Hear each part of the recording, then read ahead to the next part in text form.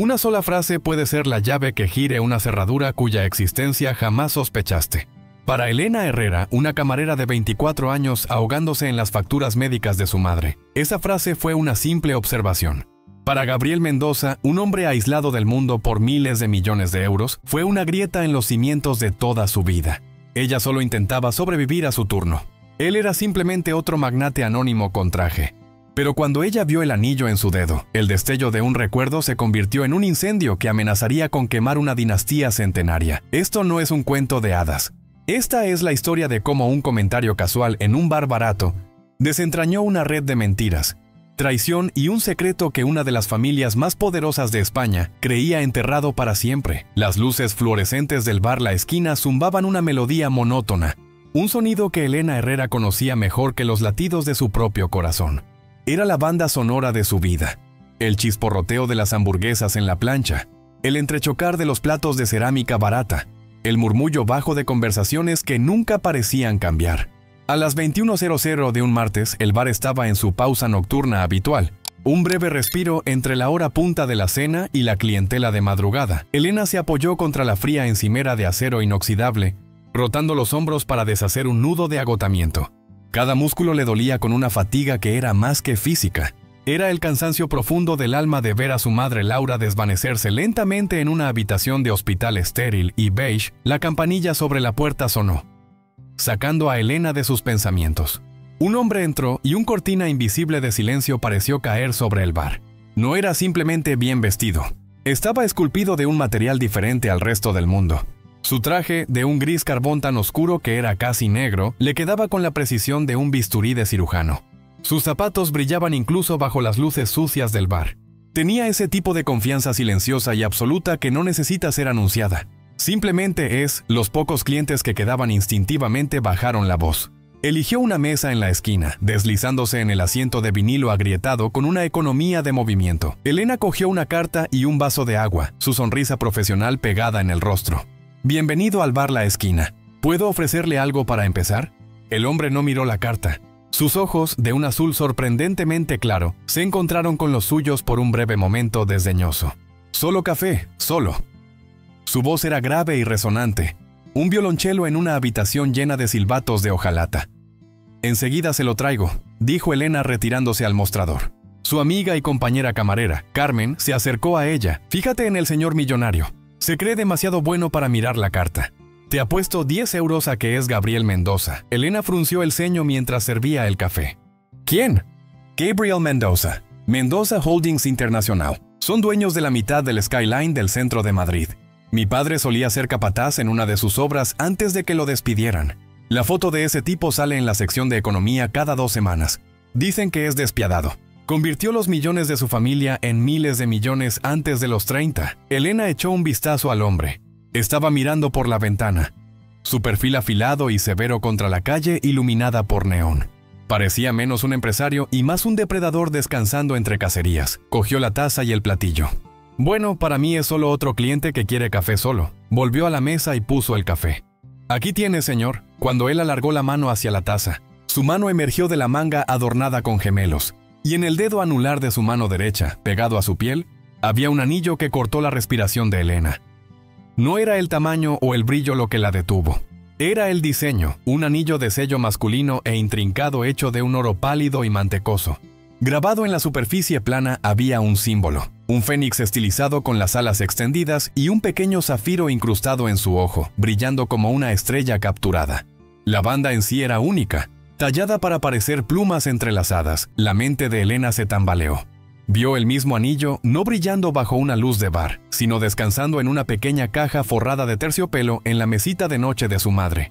El anillo de Laura era idéntico en cada detalle, hasta el pequeño e imposiblemente azul ojo de zafiro.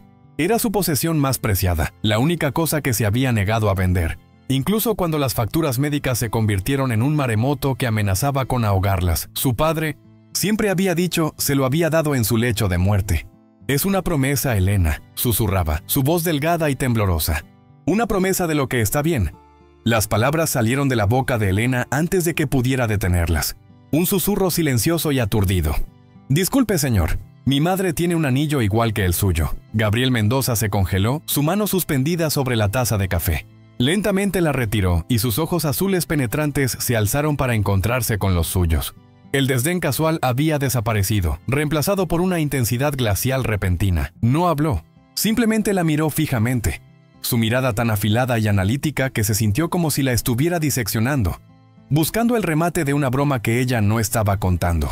¿Perdón?, dijo finalmente, su voz bajando una octava, volviéndose peligrosamente suave. El corazón de Elena martilleó contra sus costillas. Sintió la mirada preocupada de Carmen desde el otro lado de la habitación. Debería haberse marchado, haber mantenido la boca cerrada.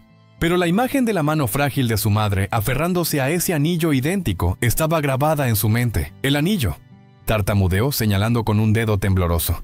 En su mano, es igual que el de mi madre.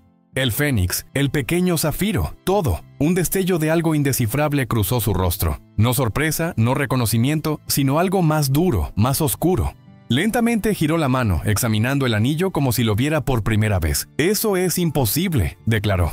No era una suposición. Era un veredicto, pero no lo es, insistió Elena, su voz ganando un borde desesperado. Lo ha tenido toda mi vida. Su padre se lo dio. Es único, le dijo. Gabriel Mendoza puso la mano plana sobre la mesa, el anillo una acusación dorada y silenciosa. Su mirada era acero frío. Este anillo, dijo pronunciando cada palabra con precisión escalofriante, ha estado en la familia Mendoza durante más de 100 años. Fue hecho a medida para mi bisabuelo, don Álvaro Mendoza. No existe otro.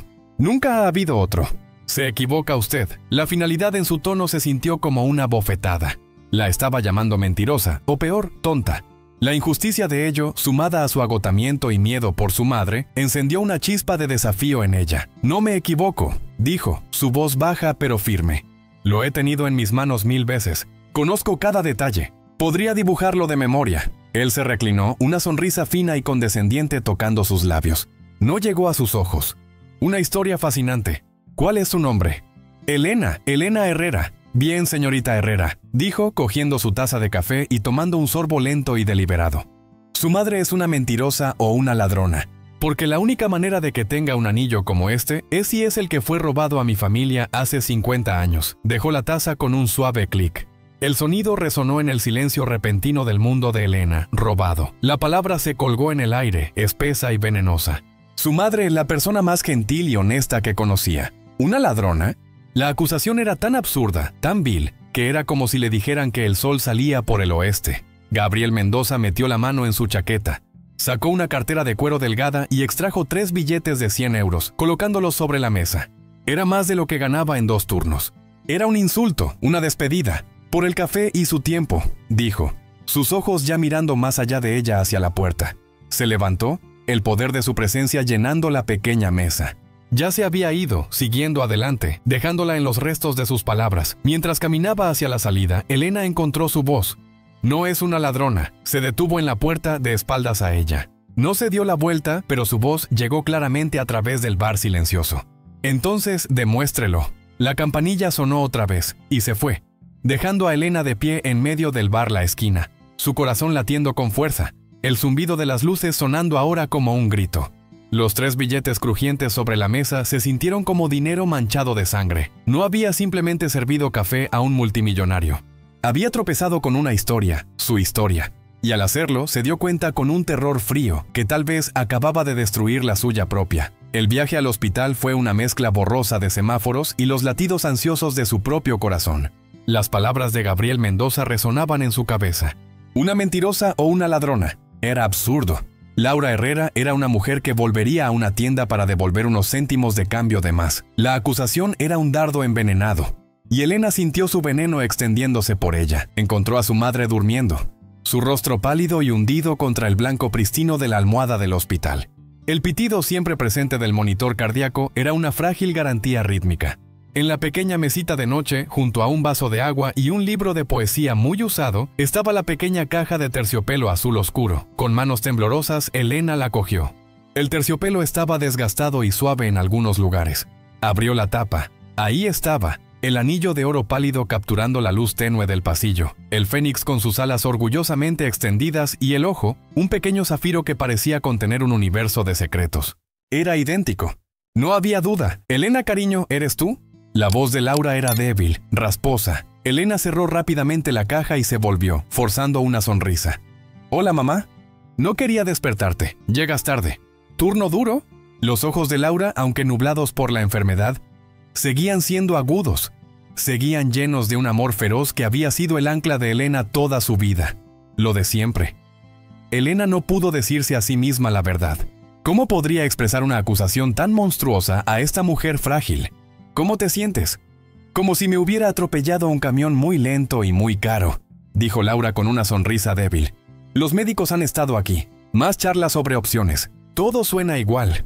Se movió en la cama haciendo una mueca y sus ojos se posaron en la caja en la mano de Elena. Su expresión cambió. El cansancio fue reemplazado por una mirada familiar y cautelosa. «¿Estabas mirando el anillo? ¿Yo?» Elena dudó. Solo estaba pensando en él. En el abuelo. La mano de Laura, delgada y entrecruzada con venas azules, se extendió y palmeó el colchón junto a ella. Elena se sentó. «Tu abuelo», corrigió Laura suavemente, como siempre hacía. «Fue mi padre quien me lo dio. No el tuyo». El padre de Elena había sido un buen hombre, un mecánico que murió en un accidente de taller cuando ella tenía 10 años, dejando atrás solo deudas y recuerdos felices. El anillo era anterior a él. «Cierto, el abuelo», dijo Elena, su mente acelerándose. «Mamá, cuéntame sobre él otra vez. ¡Sobre el anillo!» La mirada de Laura se desvió a la ventana, al cielo oscuro afuera. «No hay mucho que contar que no hayas oído. Mi padre Esteban era un hombre silencioso, un hombre brillante, un ingeniero. Trabajó para una gran corporación en el este. Dijo que el anillo era el pago de una promesa. Una promesa que fue rota por hombres poderosos. ¿Qué tipo de promesa?», presionó Elena tratando de mantener su voz casual. Nunca lo dijo, solo que se trataba de reconocer lo que estaba bien. «Me hizo jurar que nunca lo vendería, que lo mantuviera a salvo. Dijo, un día podría ser la única prueba que tengamos». «¿Prueba de qué?». Un destello de miedo real y crudo cruzó el rostro de Laura. Miró a Elena, sus ojos suplicando. «Déjalo estar, Elena. Es una historia vieja, una historia triste. Ya no tiene nada que ver con nosotras. Algunas puertas es mejor dejarlas cerradas. Pero mamá, ¿qué pasa si alguien más tiene una razón para abrir esa puerta?». Las palabras salieron antes de que pudiera detenerlas. El agarre de Laura en su mano se tensó. «¿Qué quieres decir? ¿Qué pasó?». Elena vio el pico en el monitor cardíaco y se maldijo. «Nada, no es nada. Solo algo estúpido en el trabajo. No podía cargar a su madre con esto.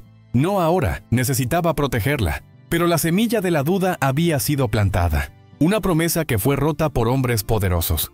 ¿Quiénes eran? ¿Y qué tenía que ver cualquiera de ello con Gabriel Mendoza? A kilómetros de distancia, en un ático que parecía flotar sobre la ciudad, Gabriel Mendoza se encontraba frente a una ventana del suelo al techo. Las luces de la ciudad se extendían debajo de él como una alfombra de diamantes dispersos. Sostenía un vaso de whisky, el líquido ámbar sin tocar. No había podido sacudirse el encuentro en el bar. La chica, Elena Herrera, sus ojos amplios y honestos, su certeza absoluta. «Mi madre tiene un anillo igual que el suyo». Era ridículo. Y sin embargo, se acercó a un pesado escritorio de caoba y encendió una lámpara de pantalla verde. De un cajón cerrado recuperó una carpeta de cuero. Los archivos de la familia Mendoza. Era una historia curada y sanitizada, por supuesto, pero era todo lo que tenía. La abrió en la sección de reliquias familiares. Ahí, en una página amarillenta, había una fotografía del anillo. Su anillo. La descripción era clara. El sello del Fénix, encargado en 1922 por don Álvaro Mendoza. Forjado por el artesano Michel Dubois de París. Diseño único. Símbolo del renacimiento de la familia. Mendoza de las cenizas del pánico financiero de 1921. Propiedad única pasada al heredero varón de cada generación. Su padre le había dado el anillo en su 21º cumpleaños. «Representa nuestra resistencia, Gabriel», le había dicho, su voz espesa de orgullo. «Siempre nos alzamos. Nunca lo olvides». El teléfono de Gabriel zumbó en el escritorio. Miró la pantalla. «Esperanza Vega». «Vega», contestó. «¿Sigues despierto?». Llegó una voz clara y sin tonterías. Esperanza Vega era más que su abogada. Era su solucionadora, la ejecutora de su voluntad y la guardiana de sus secretos. «Ha surgido algo», dijo Gabriel, su voz tensa. «Necesito que hagas una investigación de antecedentes discretamente». «¿Otra adquisición hostil?». «Una persona. Su nombre es Elena Herrera. Trabaja en un bar en la calle Goya llamado La Esquina. Su madre se llama Laura Herrera. Quiero saberlo todo. Finanzas, familia, historia, de dónde vinieron, quiénes fueron sus antepasados, todo». Hubo una breve pausa en el otro extremo de la línea. Esperanza era demasiado profesional para preguntar por qué, pero él podía sentir su curiosidad. ¿Es esto un asunto personal o profesional, Gabriel? Gabriel miró el anillo en su dedo, el Fénix mirándolo de vuelta con su ojo frío de zafiro. No estoy seguro todavía, admitió. Un raro momento de incertidumbre, pero tiene el potencial de volverse problemático. Pensó en la historia que su abuelo solía contar. Una historia contada solo en tonos susurrados después de unos pocos brandis de más, sobre el hermano menor de don Álvaro Mendoza. Diego, cómo Diego había traicionado a la familia, intentado robar los diseños de Álvaro para un nuevo tipo de motor de turbina, y en su codicia había tomado el anillo de sello de repuesto que Álvaro había encargado tontamente. Diego, según la historia, fue desheredado, expulsado, y el anillo se perdió con él, un símbolo de traición. Pero la historia oficial de la familia, la que estaba en la carpeta, nunca mencionó un segundo anillo. Nunca mencionó a un hermano llamado Diego. Era una historia de fantasmas, una leyenda familiar. Hasta ahora. Averigua quién era el padre de Laura Herrera, ordenó Gabriel, su voz endureciéndose de nuevo, el momento de incertidumbre pasando. Quiero su nombre. Quiero saber qué hacía para vivir. Y quiero saber si alguna vez, por cualquier razón, se cruzó con mi familia. Colgó el teléfono. La camarera había dicho que su abuelo le dio el anillo a su madre. Un ingeniero silencioso, promesas rotas, hombres poderosos. Por primera vez en mucho tiempo, Gabriel Mendoza sintió una astilla de algo que no era control. Se sintió como caminar sobre hielo delgado, oyendo el primer leve crujido de que se rendía bajo sus pies. Le había dicho a la chica que lo demostrara. Pero ahora se dio cuenta con una certeza sombría de que tenía que hacer lo mismo. Tenía que probar que su propia historia era la verdad. 3 días después, el nombre llegó en una sola línea de texto encriptado de Esperanza Vega. Esteban Navarro. El nombre no significaba nada para Gabriel. Lo pasó por las bases de datos privadas de Mendoza Holdings, cruzándolo con registros de empleados, listas de contratistas y tratos financieros que se remontaban a un siglo. Nada. Ningún Esteban Navarro había trabajado jamás para o con la empresa de su familia. Sintió una oleada de alivio rápidamente seguida de sospecha. Estaba demasiado limpio. Estaba reflexionando en su oficina, una vasta extensión de cristal y acero en el piso 80, cuando la misma Esperanza apareció en su puerta. Era una mujer severa de unos 50 años, siempre vestida con trajes impecablemente confeccionados, su cabello gris recogido en un moño apretado y brillante. Sostenía un archivo delgado. «No te va a gustar esto», dijo, prescindiendo de cualquier saludo. Colocó el archivo en su escritorio. Gabriel lo abrió. Dentro había registros públicos, un certificado de nacimiento para Laura Ana Navarro, nacida en Cádiz, Andalucía. Padre, Esteban Navarro, madre, Elena Navarro. Y luego otro documento, una solicitud de patente de 1968. Inventor, Esteban Navarro. Invención. Un sistema de engranajes novedoso para turbinas industriales de alto torque. Estado de la patente. Solicitud retirada. La sangre de Gabriel se heló. Reconoció el esquema. Era un precursor primitivo pero inconfundible de la turbina Mendoza Mark III. La misma invención que había catapultado a la empresa de su abuelo de ser un jugador regional a convertirse en una potencia mundial a principios de los 70. La invención atribuida únicamente a su abuelo, Guillermo Mendoza. La solicitud fue retirada el 12 de octubre de 1968, dijo Esperanza, su voz plana. Según los registros bancarios a los que accedí, el 14 de octubre de 1968, Esteban Navarro hizo un depósito único en efectivo de 50.000 euros en su cuenta de ahorros, una suma significativa para un ingeniero en ese tiempo. Renunció a su trabajo una semana después, mudó a su familia y nunca volvió a trabajar en ingeniería. Murió de un ataque al corazón 6 años después a la edad de 42. Las piezas encajaron con una claridad enfermiza. Un acuerdo de no divulgación, un soborno en efectivo, una idea brillante comprada y enterrada bajo el nombre Mendoza. Así que fue comprado, dijo Gabriel, las palabras sabiendo a cenizas. Mi abuelo robó su invención y le pagó para que se callara. Parece ser así, confirmó Esperanza. Los 50.000 euros probablemente fueron posicionados como una tarifa de consultoría para mantenerlo legal. No hay rastro en papel que lo vincule directamente a la patente. Por supuesto, tu abuelo era meticuloso. ¿Y el anillo?, preguntó Gabriel mirando su propia mano. Eso, dijo Esperanza, es donde se vuelve extraño. Encontré al joyero que compró los activos de Dubois Ancier de París. Los registros son antiguos, pero sus libros de contabilidad eran como tu abuelo, meticulosos. En 1922, don Álvaro Mendoza encargó 2 anillos de sello del Fénix idénticos. Pagó por ambos. Hay una nota en el margen de la mano del artesano. Deslizó una copia traducida por el escritorio. Decía, 1 para el constructor, 1 para el soñador. ¡Que vuelen juntos! 2 anillos. La historia fantasma de la familia no era una historia. Era cierta. Su tío abuelo Diego existía. Entonces Navarro no robó el anillo, murmuró Gabriel pensando en voz alta. Diego Mendoza, el hermano desheredado, debe habérselo dado. ¿Pero por qué? ¿Como agradecimiento, un símbolo para un amigo o algo más?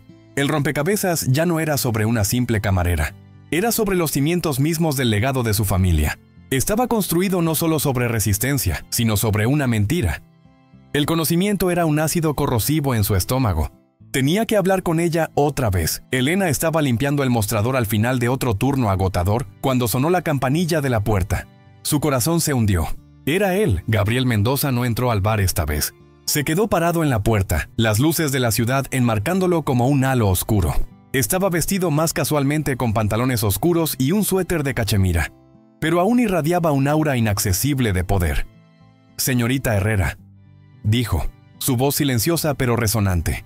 «Necesito hablar con usted». Carmen le lanzó una mirada nerviosa. «Elena, no tienes que hacerlo», pero Elena sabía que sí tenía que hacerlo. Se desató el delantal y lo colgó en su gancho. «Está bien. Regreso enseguida». Salió al aire fresco de la noche. La calle estaba ruidosa con los sonidos de la ciudad. Un fuerte contraste con el silencio tenso que cayó entre ellos. ¿El padre de su madre? Comenzó Gabriel yendo directo al grano. Su nombre era Esteban Navarro. No era una pregunta. Elena se estremeció. ¿Cómo sabía eso? Sí, ¿y qué?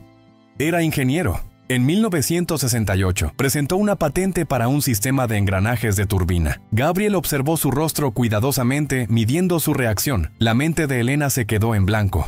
Sabía que su abuelo era ingeniero, pero los detalles eran una nebulosa. Su madre nunca habló del trabajo de él, solo de su tristeza. «No sé nada de eso», dijo honestamente. «Creo que sí lo sabe», contraatacó Gabriel, su voz afilada con impaciencia. «O su madre lo sabe». Mi abuelo, Guillermo Mendoza, lanzó una turbina basada en un diseño idéntico unos años después. Hizo una fortuna a mi familia. Navarro retiró su patente y aceptó un pago en efectivo. Esto ya no es sobre un anillo robado, ¿verdad, señorita Herrera? Esto es sobre extorsión. ¿Es ese su plan? ¿Usar esta historia vieja para conseguir dinero para las facturas médicas de su madre? La acusación era tan cínica, tan cruel, que le quitó el aire de los pulmones. Lágrimas de pura rabia y frustración brotaron en sus ojos. «¿Cómo se atreve?», susurró, su voz temblando. «Está ahí parado con su suéter de 1000 euros mirándonos por encima del hombro. Mi madre está luchando por su vida. ¿Piensa que esto es sobre dinero? Esto es sobre su honor. El honor de un hombre que acaba de admitir que su familia probablemente robó». Por primera vez, Gabriel pareció desconcertado. Vio no a una estafadora, sino a una hija llevada a su punto de quiebre. «Mi abuelo le dijo a mi madre que ese anillo era prueba», continuó Elena, su voz alzándose. «Prueba de que fue agraviado. No tomó un soborno. Fue amenazado, forzado a firmar el trabajo de su vida a hombres como su abuelo. Ese dinero no fue un pago. Fue dinero para silenciarlo y asegurar que nunca hablara de ello otra vez. Estaba canalizando el dolor largamente guardado y no expresado de su madre. Las palabras se sentían verdaderas, sólidas, justas». Gabriel estuvo en silencio por un largo momento, los sonidos de la ciudad precipitándose para llenar el espacio entre ellos.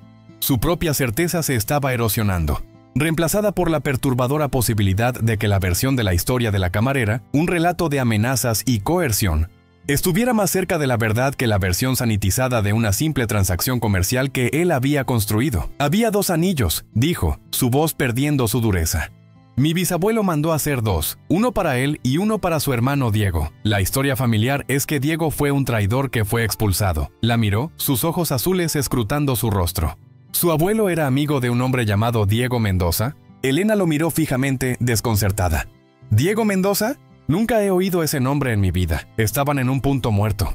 2 familias, 2 anillos y 2 historias completamente diferentes que se intersectaban en un solo punto disputado en el pasado. Una historia de un trato limpio, si bien despiadado. Otra de robo e intimidación. Y en el centro de todo, un fantasma llamado Diego Mendoza y un anillo que se suponía que era una promesa. «Mi madre tiene el anillo», dijo Elena, su resolución endureciéndose. «Usted tiene su historia. Yo tengo la mía y voy a averiguar cuál es verdadera». Gabriel dio un solo asentimiento cortante. La condescendencia se había ido, reemplazada por un respeto a regañadientes. «Yo también», se dio la vuelta y se alejó, desapareciendo en las sombras de la ciudad, dejando a Elena con la escalofriante realización de que su búsqueda de la verdad ahora estaba inextricable y peligrosamente vinculada. El enfrentamiento con Gabriel Mendoza dejó a Elena temblorosa pero resuelta. Había defendido el honor de su familia, pero sus preguntas resonaban en su mente. Diego Mendoza. El nombre era una pizarra en blanco. Regresó al hospital al día siguiente con una nueva sensación de urgencia. Encontró a Laura sentada, luciendo un poco más fuerte que el día anterior. El libro de poesía estaba abierto en su regazo. «Mamá», comenzó Elena, acercando una silla. «Necesitamos hablar de verdad esta vez. Sin más secretos». Laura suspiró un sonido largo y cansado y cerró el libro. «Sabía que llegaría este día. Al verte con la caja, sabía que no lo dejarías pasar». Miró a su hija, sus ojos llenos de una tristeza profunda y antigua. «¿Qué te dijo? ¿Él?», preguntó Elena fingiendo ignorancia. «No te hagas la tonta, Elena, el hombre del bar. ¿Crees que un hombre como Gabriel Mendoza monta una escena y no se nota? Carmen me llamó. Estaba muy preocupada. Los hombros de Elena se hundieron. Me encontró. Sabe sobre el abuelo Esteban. Piensa que estamos tratando de chantajearlo. Piensa que el abuelo vendió su invención a la familia Mendoza». La expresión de Laura se endureció. «¿Vendió? ¿Así le llaman?». Se burló un sonido amargo y ronco. «Tu abuelo era un genio, Elena, un alma gentil y confiada que pensaba que el mundo funcionaba con méritos y buena fe. Trabajaba en una firma grande, una competidora de Industrias Mendoza en ese tiempo. Desarrolló su sistema de engranajes de turbina en su tiempo libre. Era su obra maestra». Hizo una pausa, su mirada distante, perdida en el recuerdo. Cometió el error de mencionárselo a un colega, confiando en él. Ese colega dejó la empresa 2 meses después para un puesto senior en Industrias Mendoza. 6 meses después de eso, tu abuelo recibió la visita de 2 hombres. No eran abogados, eran persuasores. Trabajaban para Guillermo Mendoza. La habitación estéril del hospital de repente se sintió fría. «¿Qué le hicieron?», susurró Elena. «No le pusieron una mano encima», dijo Laura, su voz bajando. «Eran más listos que eso. Pusieron fotografías sobre nuestra mesa de cocina. Fotos mías jugando en el patio del colegio. Fotos de tu abuela saliendo del supermercado. Le dijeron qué hermosa familia tenía. Y le dijeron que sería una pena si algo les pasara. Luego pusieron una pila de papeles frente a él. Un acuerdo de no divulgación y un contrato asignando todos los derechos de su invención a una empresa fantasma propiedad de Industrias Mendoza. Y un sobre lleno de dinero en efectivo. La historia era más fea de lo que Elena podía haber imaginado. Esto no eran negocios, eran tácticas de gángster. Firmó todo», continuó Laura, su voz temblando. «¿Qué opción tenía? Tomó el dinero porque rechazarlo habría sido un acto de desafío, y tenía demasiado miedo para desafiarlos. Nos mudamos una semana después. Era un hombre roto, Elena. No solo le robaron su trabajo, le robaron su alma. Murió 6 años después, pero la verdad es que lo mataron ese día en nuestra cocina». Lágrimas corrían por el rostro de Elena. Finalmente entendió el pozo profundo de tristeza en su madre, el miedo detrás de sus advertencias. «Pero el anillo, mamá», presionó Elena suavemente. «¿De dónde viene? ¿Quién es Diego Mendoza?». Laura se estremeció al escuchar el nombre, una reacción genuinamente sorprendida. «¿Dónde oíste ese nombre?». «Gabriel me lo dijo. Dijo que su bisabuelo mandó hacer 2 anillos. Uno para él y uno para su hermano Diego, que fue desheredado». Laura estuvo en silencio por 1 minuto completo, su ceño fruncido en concentración. «¿Diego?». Esteban nunca dijo el apellido Mendoza. Solo lo llamaba mi amigo, su único amigo en ese tiempo terrible. Comenzó a relatar una parte diferente de la historia, una que nunca había compartido. Después de que Esteban fue forzado a salir, cayó en una depresión profunda. Pero un hombre lo buscó. Un hombre que se presentó solo como Diego. Era un vagabundo, un paria, pero tenía el alma de un artista y un odio por el tipo de codicia corporativa que había destruido a Esteban. Había oído lo que le pasó a Esteban a través del círculo de ingenieros. «Este Diego», relató Laura, «le dijo a tu abuelo que él también había sido traicionado por una familia poderosa. Entendía lo que era tener todo robado por tu propia sangre. Se hicieron amigos, 2 hombres rotos encontrando consuelo en la compañía del otro. Antes de que Diego se fuera del pueblo para siempre, le dio a Esteban el anillo. Miró a Elena, sus ojos intensos. Le dijo a Esteban que esto estaba destinado a simbolizar un sueño compartido entre hermanos. Fue forjado con esperanza y manchado por la codicia. Pertenece a los agraviados, no al malhechor. Manténlo como prueba de que la integridad tiene un valor que el dinero no puede comprar. Un día el fénix se alzará para la persona correcta». Esteban apreció ese anillo más que la invención misma. Era un símbolo de que no estaba solo en su sufrimiento, así que Diego Mendoza no era un traidor. Era otra víctima. Y había dado el anillo, su propio derecho de nacimiento, a otro hombre agraviado como un acto de solidaridad. La historia era mucho más profunda, mucho más trágica que el libro de contabilidad frío de Gabriel. Al mismo tiempo, Gabriel estaba en la casa ancestral de su familia, una propiedad de piedra extensa a 1 hora de la ciudad. Raramente venía aquí. Se sentía más como un museo que un hogar, lleno de retratos de ancestros de rostro severo. En la biblioteca, una habitación panelada en madera oscura que olía a papel viejo y cera, se encontró con su primo, Roberto Mendoza. Roberto era unos años mayor, con una sonrisa ensayada y el encanto fácil de un hombre que nunca había trabajado un día en su vida. Manejaba la fundación benéfica de la familia, un papel que requería que asistiera a galas y cortara cintas. «Gabriel, ¿a qué debemos el honor?», dijo Roberto sirviendo 2 copas de brandy.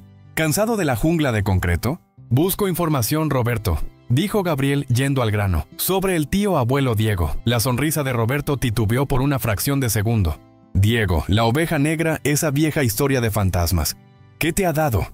«Tengo razones para creer que la historia es verdadera, y necesito conocer los detalles. Los detalles reales, no la versión sanitizada». Roberto hizo girar el brandy en su copa, de repente pareciendo pensativo. «Bueno, conoces la leyenda. Era el hermano menor, el artista, el soñador. Don Álvaro era el pragmático, el constructor. Diego aparentemente acusó a Álvaro de robar sus ideas para los primeros éxitos de la empresa. Intentó organizar un golpe en el consejo de administración. Cuando falló, desapareció, pero no antes de robar un anillo valioso y supuestamente vender secretos de la empresa a un rival». Roberto suspiró dramáticamente. Un cuento clásico de rivalidad entre hermanos y traición. Es por eso que la línea de sucesión siempre ha estado tan rígidamente definida. Para prevenir otro Diego. Esta era la historia que Gabriel siempre había conocido. Pero al escucharla ahora se sentía delgada, teatral. Una narrativa conveniente para justificar la consolidación de poder de Álvaro. ¿Y tú crees eso?, preguntó Gabriel. «¿Por qué no debería? Es nuestra historia», dijo Roberto encogiéndose de hombros. «Es un poco dramática, seguro, pero explica por qué la familia cerró filas. ¿Por qué el abuelo Guillermo era tan agresivo en sus tratos comerciales? Estaba protegiendo el legado familiar de los buitres, de otra traición». Se inclinó hacia adelante, su voz conspiratoria. «¿Por qué el interés repentino? ¿Salió alguno de sus descendientes de la nada buscando una limosna?». La pregunta era casual, pero la mirada en los ojos de Roberto era aguda, indagatoria. Gabriel sintió una desconfianza instintiva repentina. Roberto siempre había parecido insípido, pero tal vez eso era una fachada cuidadosamente construida. «Es un asunto privado», dijo Gabriel, su voz cortante. Por supuesto», dijo Roberto, recostándose, la sonrisa encantadora regresando. «Bueno, si quieres desenterrar huesos viejos, siéntete libre. Los papeles viejos de la familia están en el estudio del ala oeste.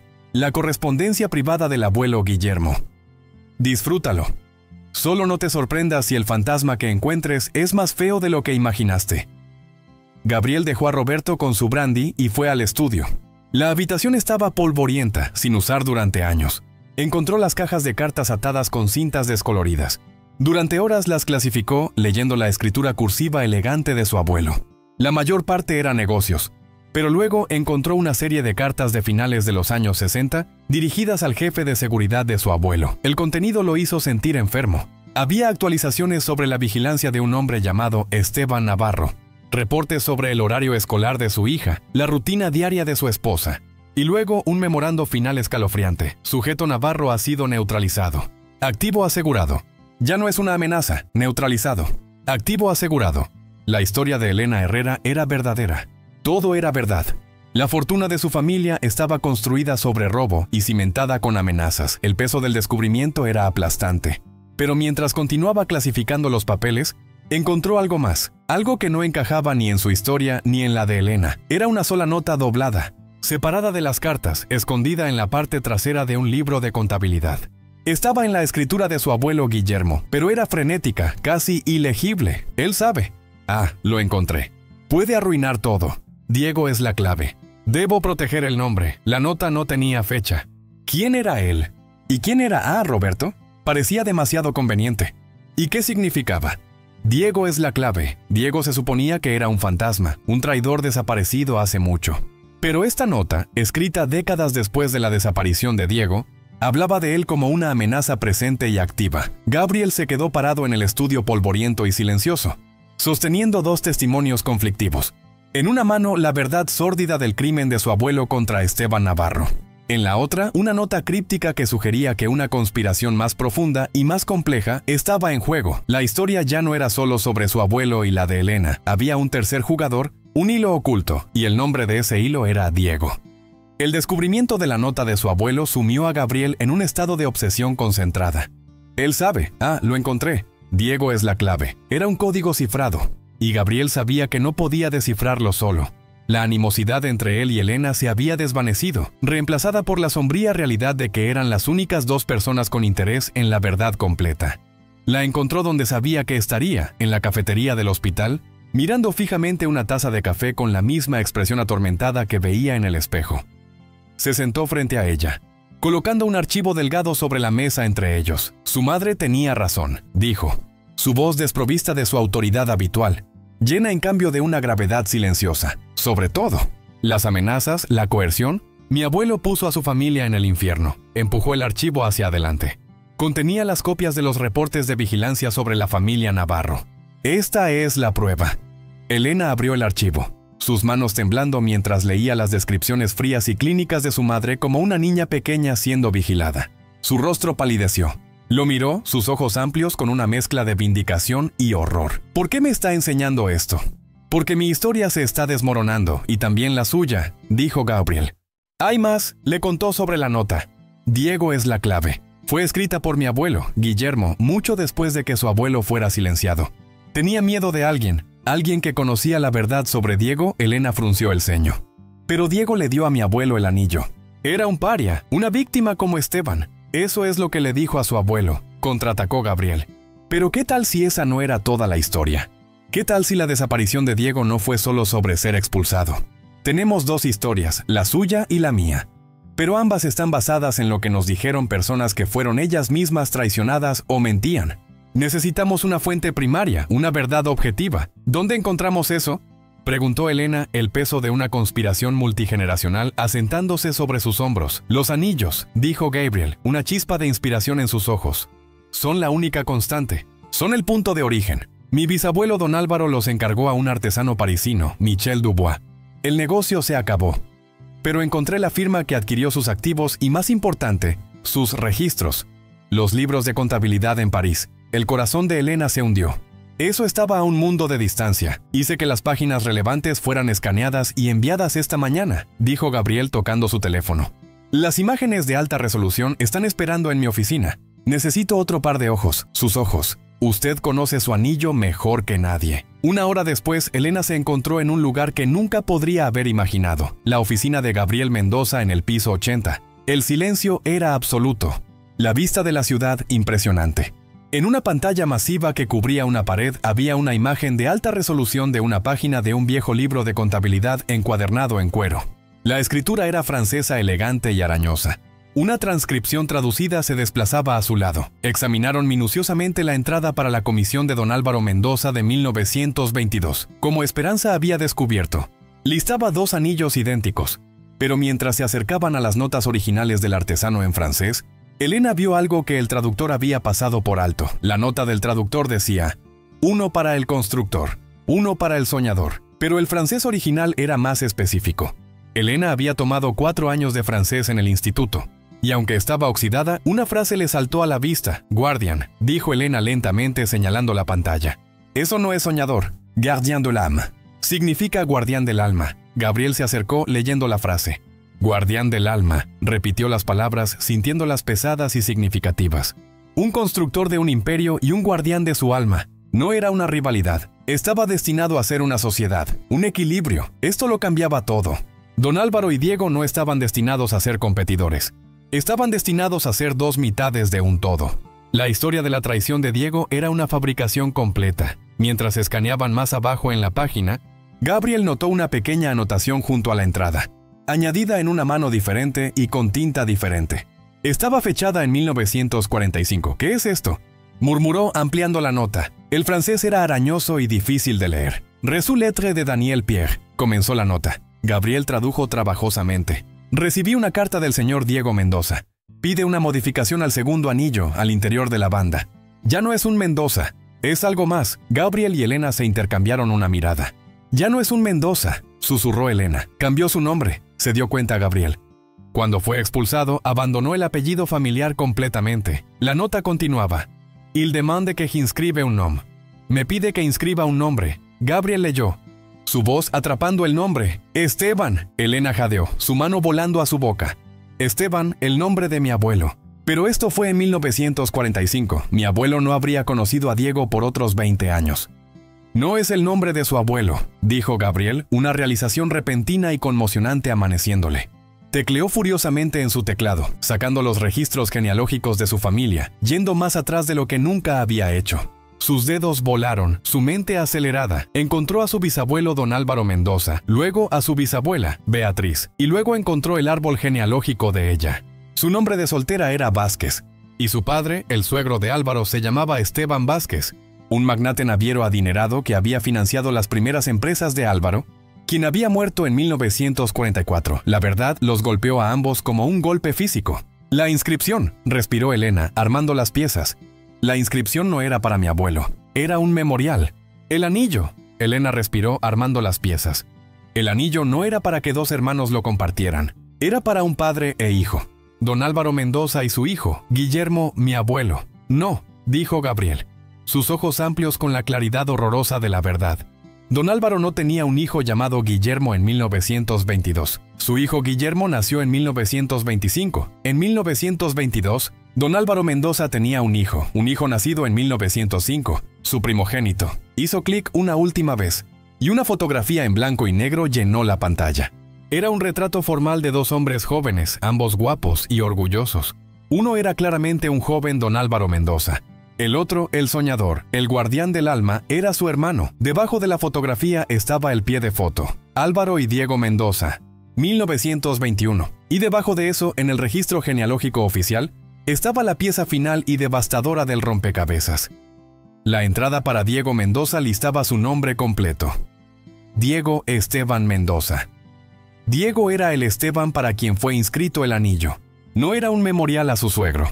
Estaba reclamando su segundo nombre, la única parte de su identidad que su hermano no podía quitarle. El giro era tan profundo, tan completo, que la habitación cayó en silencio.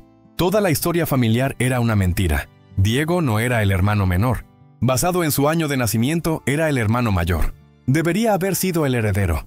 Don Álvaro era el hijo menor, el constructor, y Guillermo Mendoza, el abuelo de Gabriel, no era el único hijo de Álvaro. Era el segundo hijo. Diego era el primogénito de don Álvaro. No, espera. Gabriel miró las fechas de nacimiento otra vez.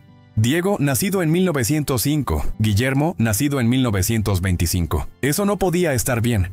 No eran hermanos. Álvaro y Diego eran hermanos. Pero Guillermo no era hermano de Diego. Era su sobrino. La historia que habían estado persiguiendo estaba mal. Los jugadores estaban mal. El abuelo de Elena no había conocido a un paria al azar. Había conocido a Diego Esteban Mendoza, el verdadero heredero desheredado de la fortuna Mendoza, y Diego no le había dado un símbolo de solidaridad. Le había dado el anillo, su propio anillo, inscrito con su propio nombre, para custodiarlo. Era una pieza de evidencia, un reclamo latente a un imperio. Y Guillermo Mendoza, el abuelo de Gabriel, no había robado simplemente una invención de Esteban Navarro. Lo había hecho para suprimir a un hombre que había estado en contacto con la única persona en la tierra que podía desafiar la legitimidad de su propio padre, y por lo tanto la suya propia, su tío Diego Mendoza. La nota, él sabe.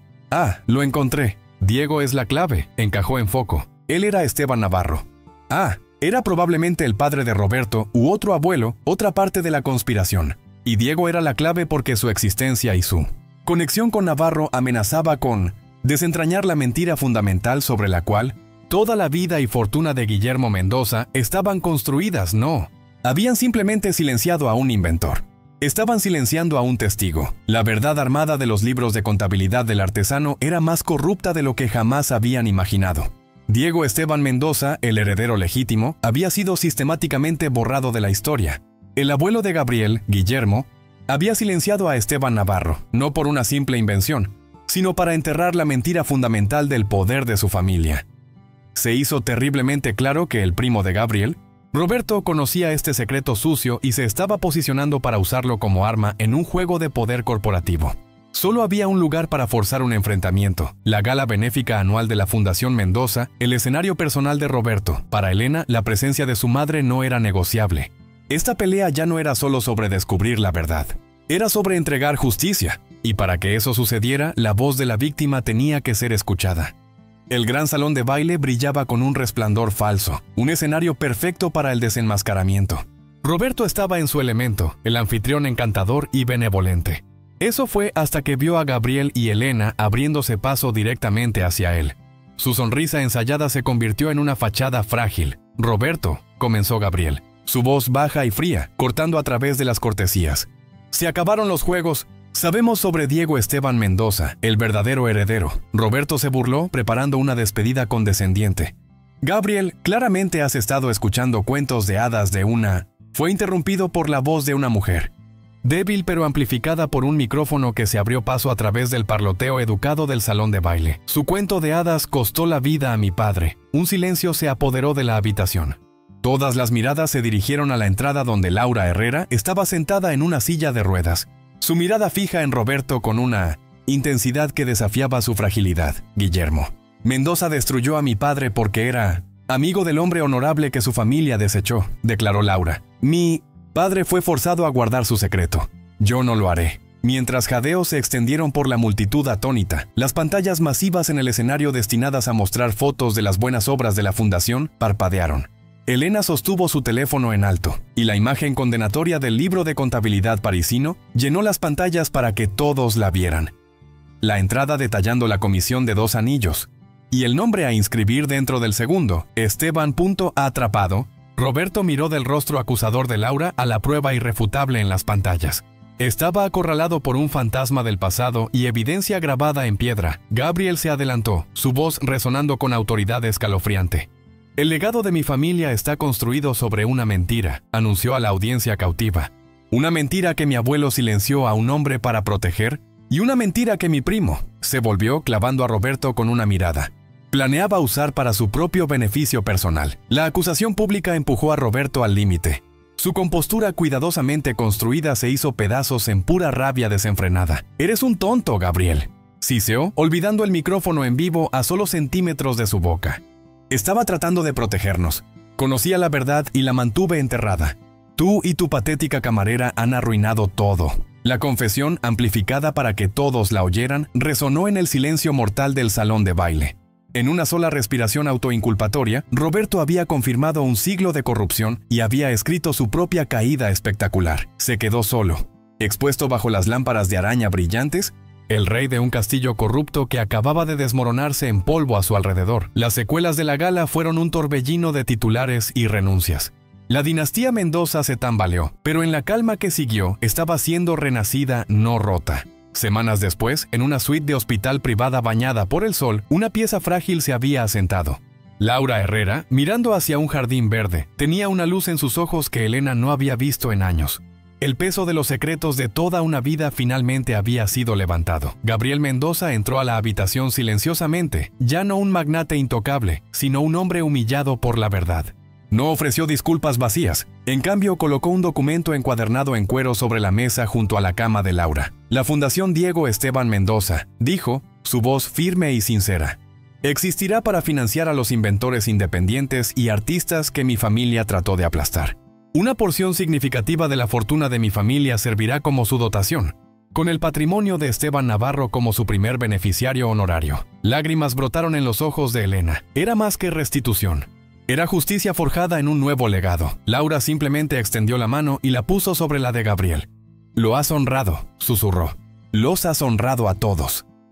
Gabriel entonces miró a Elena, quitándose su propio anillo del fénix del dedo y colocándolo junto al que había iniciado todo.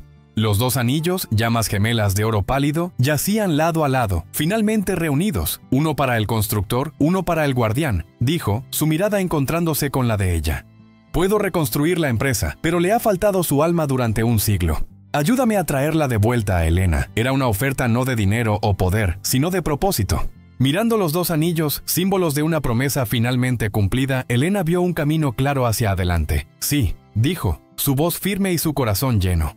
«Démosles un legado en el que creer». Una sola frase en un bar nocturno puso en marcha una cadena de eventos que reescribió la historia. Elena Herrera, una camarera que luchó por el honor de su madre, demostró que la verdad, sin importar cuán profundamente enterrada, tiene un poder que ninguna fortuna puede suprimir. Y Gabriel Mendoza, un multimillonario atrapado en una jaula dorada de mentiras, descubrió que la verdadera riqueza no se trata de lo que heredas, sino de la integridad que eliges construir. Su historia nos recuerda que cada familia tiene sus secretos, y que a veces se necesita el valor de un forastero para sacar la verdad a la luz, permitiendo que el Fénix finalmente se alce de las cenizas. Si esta historia de verdad, justicia y el poder increíble de la voz de una persona te conmovió, por favor dale me gusta a este video y compártelo con alguien que aprecia una historia que es más que ficción. No olvides suscribirte a nuestro canal para más dramas de la vida real que permanecerán contigo mucho después de que la pantalla se oscurezca. Haz clic en esa campanita de notificaciones para que nunca te pierdas una subida. Gracias por escuchar.